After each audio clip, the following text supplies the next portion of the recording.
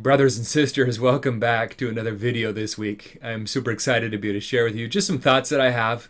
I hope things are going well with you. We are seeing some reductions in regards to our restrictions that we have with COVID-19, which is great.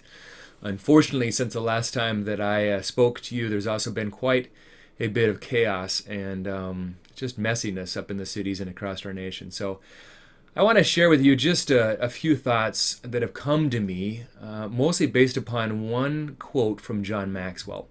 John Maxwell is a mentor of mine. He's been teaching leadership for over 40 years. And he strongly believes in this idea of leadership. He says that people do what people see.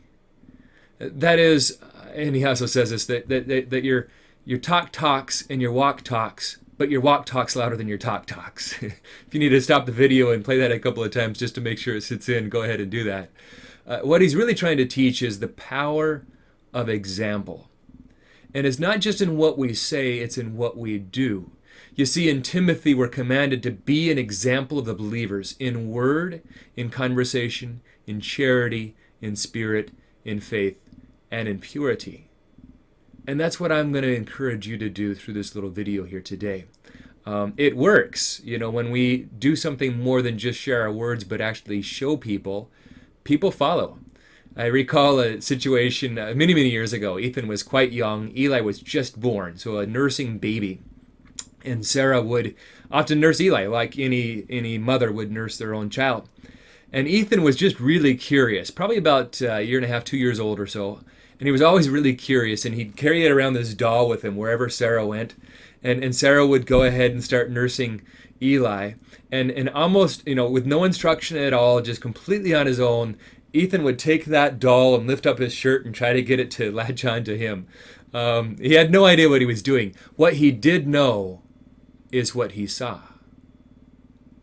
So as we've read through Alma 5 this week, and we've thought about, all these questions that Alma talks about with our change of heart and our countenance changed, and the real question is what example are we showing? Are we living a life to be followed?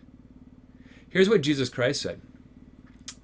He cared about everybody. In fact, he commanded us. He says, "A new commandment I give unto you, that you love one another, even as I have loved you, that you love one another." In another situation, he says, "Love your enemies. Bless them that curse you. Do good to them that hate you, and pray for them that despitefully use and persecute you." Those are heavy words. You might even consider them the Mount Everest kind of commandments. They're big. And maybe once in our life we'll actually get to completely fulfilling them, but most often we're just going to be climbing, striving to get to those commandments. It's like the other time where he said that, he told husbands to love your wives even as Christ did for the church.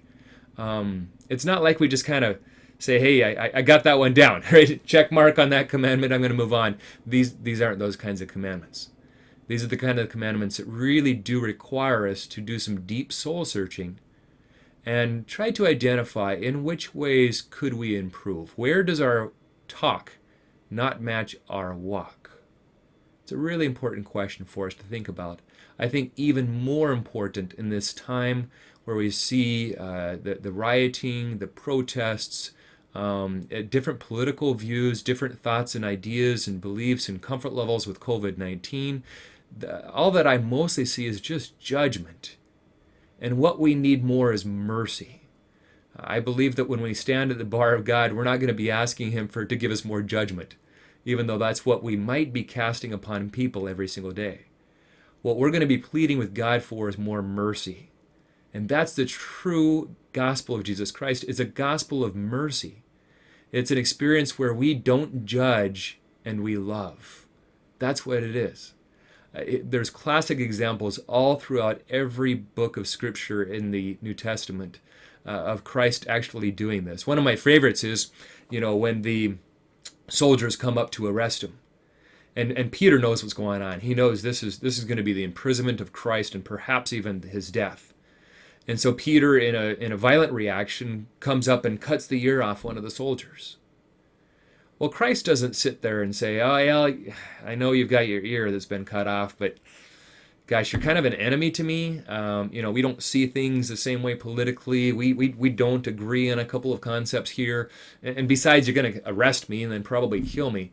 He doesn't say any of that. And in fact, he doesn't say anything. What does he do? He leads by action. He grabs a hold of that man's head and heals his ear, despite their differences. That's true love, brothers and sisters. And I believe that this world is offering us so many opportunities right now to be an example of the believers, to allow people to see what we do and then do what we do instead of do what we say. Let's really take this to heart and consider, how can we be a better example of love, of charity, and of peace? This was brought on again, it brought on also because of some verses that I read in Alma chapter 7, verses 23 and 24. It says this, "And now I would that you should be humble and submissive and gentle, easy to be entreated, full of patience and long-suffering, being temperate in all things, being diligent in keeping the commandments of God at all times, asking for whatsoever things you stand in need, both spiritual and temporal, always returning thanks unto God for whatsoever things you do receive. And see that you have faith and hope and charity, and then will you always abound in good works."